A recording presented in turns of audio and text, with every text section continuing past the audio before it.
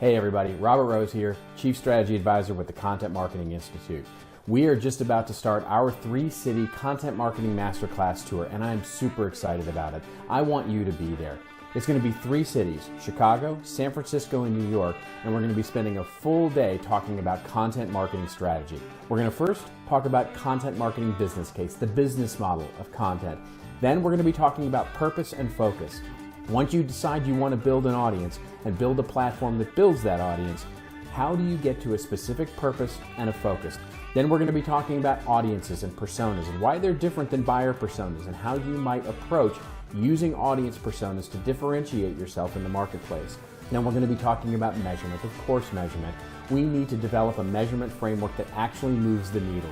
3 great cities, December 4th, 6th, and then 11th. Give yourself the holiday gift, won't you? Content Marketing Masterclass, it's all for you. Remember, it's your story to tell. Tell it well. I'll see you there.